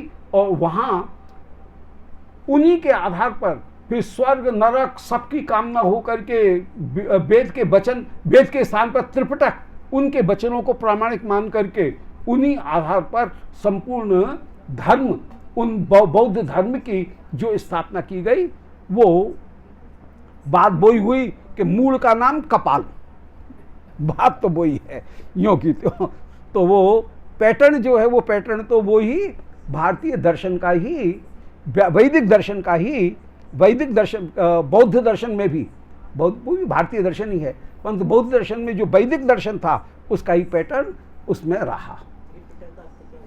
त्रिपिटक माने 3 बौद्ध के वचन और उनके चरित्र, उनका 3 ग्रंथों में कहीं संकलन किया गया और वे ग्रंथ त्रिपिटक कहलाए। 3 पेटियां, पिटक माने पेटियां, 3 पेटियां कहलाए। उनमें बुद्ध के वचनों का कहीं संकलन हुआ। आदि निकाय, मध्यम निकाय, अंत निकाय, ऐसा करके बौद्धों की कुछ सभाएं हुई और उन सभाओं में बौद्धों के वचनों का संकलन किया गया। प्रथम सभा तो बौद्ध भगवान बुद्ध के सामने ही हो गई और फिर 100 वर्ष के अंतर पर 3 सभाएं हुई और उन 3 सभाओं में बौद्ध धर्म का संकलन किया गया। परंतु बौद्ध धर्म सबसे ज़्यादा बहुत प्रचलित धर्म है और दूसरे नंबर पर कहीं बौद्ध धर्म कहीं विश्व में इस समय प्रचलित है। इसके अनुयायी इतने ज़्यादा हैं, बौद्ध धर्म के अनुयायी सबसे ज़्यादा है। बौद्ध धर्म और क्रिश्चियनिटी, इस्लाम, भारतीय दर्शन तो शायद 4थे या 5वें नंबर पे है संख्या की दृष्टि से। जो वैष्णव हिंदू धर्म है वो तो कहीं पीछे भी, माने आज संख्या बल की दृष्टि से तो बौद्ध धर्म तो माने बहुत प्रचलित हुआ और उसको कहीं प्रचार भी किया गया। तो निंदस यज्ञ विधे श्रुत जातम, आपने यज्ञ की विधि और श्रुति जात माने वेद, उनकी निंदा करके हिंसा को रोका। हे कृष्ण, आपने बुद्ध अवतार धारण करके हिंसा को रोका। सदै हृदय दर्शित पशुघातम, सदै हृदय से आपने पशुओं की जो हिंसा की जा रही थी उसको आपने रोकने का प्रयास किया। केशव धृत बुद्ध शरीरम, आपने बुद्ध शरीर धारण किया। जय जगदीश हरे, भारतीय दृष्टि ये है कि बुद्ध और महावीर ये कलयुग के हैं और ये बहुत बाद में हैं। इसके पहले जो जिस बुद्ध अवतार का निरूपण किया गया वे बुद्ध श्री जड़ भरत जी, उनके पुत्र एक हुए हैं, उनने बुद्ध अवतार धारण किया। उस समय उसका कहीं उन्होंने स्थापन किया। और श्री ऋषभ जो हैं उनके ही नामधारी कोई पुत्र हुए, उन्होंने जैन धर्म का प्रचार किया। तो वैष्णवों के बुद्ध और महावीर ये अलग हैं और वर्तमान में जो बुद्ध और महावीर हैं वे कहीं अलग हैं। तो केशव धृत बुद्ध शरीरम, जय जगदीश हरे।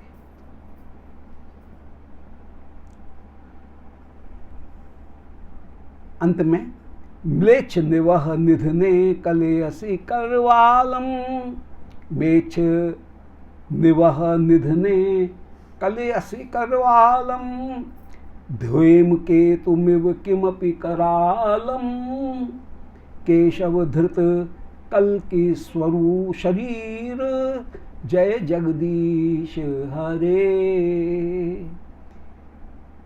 म्लेच्छों का जब समूह अत्यंत बढ़ जाएगा उस समय कलय से करवालम, आप तलवार ग्रहण करोगे।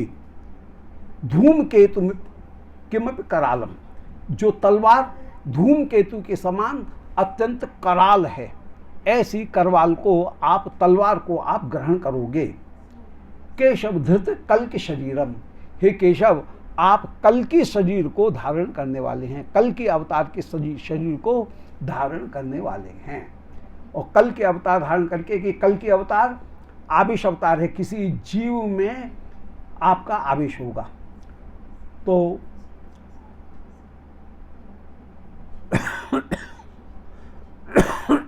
उड़ीसा में किसी विष्णु दत्त नामक ब्राह्मण के यहाँ पर भगवान अवतार धारण करेंगे, ये श्रीमद्भागवत में उसका कहीं उल्लेख आया। तो केशव धृत कल के शरीरम, हे केशव आप कल के शरीर धारण करेंगे, जय जगदीश हरे, हे जगदीश आपकी जय हो जय हो। तो म्लेच्छ छिंदवाह, जब म्लेच्छ अत्यंत बढ़ जाएंगे, कलय से करवालम, उस समय तलवार लेकर के धूमकेतु में, जो तलवार धूमकेतु के समान भारी है, ऐसी तलवार को लेकर के आप विराजमान हो रहे हैं। श्री जयदेव कवे मुदितम मुदारम शुण सुखदम शुभदम भवसारम केशव धृत दशविध रूप जय जगदीश हरे। ऐसे अब मन फलस्तुति, इस अष्टपदी की यहाँ फलस्तुति दे रहे हैं। श्री जयदेव कवे, श्री जयदेव कवि, उनने, अब श्री शब्द का प्रयोग है, इसका मतलब है भगवत प्रेरणा से ही ठाकुर ही मुझसे ये कवि ये रचना करवा रहे हैं। और ये जितनी भी रचना है वो ठाकुर की प्रेरणा से हुई। मैं अपनी प्रेरणा से यदि उसके किसी पद को बदलने का प्रयास भी करता हूँ कि देह पद पल्लम मुदारम, इसको यदि काटता भी हूँ तो ठाकुर उसको अपनी कृति को यथावस्थित रखते हैं। तो श्री का मतलब है भगवत कृपा के द्वारा जयदेव कवे इदम उदितम, उदित माने ये वचन, जयदेव कवि के ये जो वचन है ये परम परम उदार हैं। शुभ सुखदम, ये सुख को प्रदान करने वाले हैं, शुभ को प्रदान करने वाले हैं। भवत सारम, ये अवतारों के रहस्य रूप होकर के आप विराजमान हो। भव माने आपके जितने भी अवतार हैं उन अवतारों का रहस्य कृष्ण है। तो श्री जयदेव कवि ने ये जो वचन दिए, इनमें भवसारम, भव माने अवतार, उनके सार रूप में कृष्ण का ही निरूपण किया। इस सुखद कृष्ण की महिमा का तुम श्रवण करो। केशव धृत दशविध रूप, हे केशव आपने दशविध रूप धारण किए, जय जगदीश हरे, आपकी जय हो। ध्यान रखने की बात है, इन 10 अवतारों में कृष्ण की गिनती नहीं, भाई कृष्ण का नाम नहीं। बलदाऊ जी का नाम है परंतु कृष्ण का नाम नहीं है। क्यों? क्यों? कृष्ण अवतारी हैं। हाँ, नहीं, केशव, केशव तो मैंने केशव को अवतारी रूप में माना, 10 की गिनती में नहीं है, मैंने 10 की गिनती में कहीं कृष्ण नहीं है। इसका मतलब है दशावतारों में कृष्ण नहीं है, कृष्ण अवतारी हैं, इसलिए वे दशावतारों के मूल आधार होकर के विराजमान हैं, मूल फैक्टर होकर के विराजमान हैं, परंतु वे अवतार नहीं हैं। ऐसे अवतारी श्री कृष्ण का हम यहाँ उनकी लीला का गायन करेंगे। तो ये लीला का जो गायन आगे मधुर लीला का गायन किया जाएगा, खबरदार उसे कभी भी किसी नायक की लीला मत समझना। यह परतत्व श्री कृष्ण जो हैं उनकी ही लीला है। और उसी का अंत में गायन कर रहे हैं कि वेदान उद्धरते, इसी का संकलन कर रहे हैं कि मीन स्वरूप धारण करके वेदों का उद्धार करते हैं। जगन्ते वहते, कूर्म रूप धारण करके जगंती माने संपूर्ण पृथ्वी को अपने ऊपर धारण करते हैं। जगंती माने पृथ्वी, उसको वहाते धारण करते हैं। भूगोल मुद बिभ्रते, भूगोल को उखाड़ करके लाते हैं और अपनी डाढ़ाओं पर धारण करते हैं। वराह, वराह स्वरूप हो गया भूगोल मुद बिभ्रते। दैत्यम दारयते, दिति के पुत्र हिरण्याक्ष को फाड़ते हैं, ये नृसिंह रूप हो गया। नृसिंह रूप के द्वारा दैत्यम दारयते। फिर बलिम छलयते, चलो वामन रूप हो गया, बल राजा को छलते हैं। फिर क्षत्र क्षणम क्षयम कुर्वते, क्षत्रियों का जो समूह है उसका क्षय करते हो। पौलस्त्यम जयते, पुलस्त्य के वंश में उत्पन्न होने वाला जो रावण था उसको जीतते हैं, श्री राम रूप हो गया। तो पौलस्त्यम माने पुलस्त्य के पुत्र विश्रवा, और उन विश्रवा का जो पुत्र था रावण उसको जीतते हैं, पौलस्त्यम जयते। हलम कलयते, जो हल अपने हाथ में धारण करते हैं। और कारुण्य मातन्वते, श्री बुद्ध रूप करुणा धारण करके, करुणा स्वरूप को धारण करके जो कारुण्य को धारण करते हुए विराजमान होते हैं। और म्लेच्छान मूर्छयते, म्लेच्छगण जो हैं उनको मूर्छित करते हैं कल की स्वरूप। इस प्रकार दश कृति कृते, 10 आकृति को धारण करने वाले कृष्णाय तुभ्यम नमः, हे श्री कृष्ण आपको हम प्रणाम कर रहे हैं। ये श्री गीत गोविंद के प्रथम संदर्भ का ध्यान ऊपर किया। निताय गौर हरि गोविंद जय जय गोपाल जय जय गोविंद जय जय गोपाल जय जय श्री राधा रमण हरि गोविंद जय जय राधा रमण हरि गोविंद जय। अब 1 तारीख को मिलेंगे, 23 से 29 तक वहाँ पर आनंद धाम में सेवा है।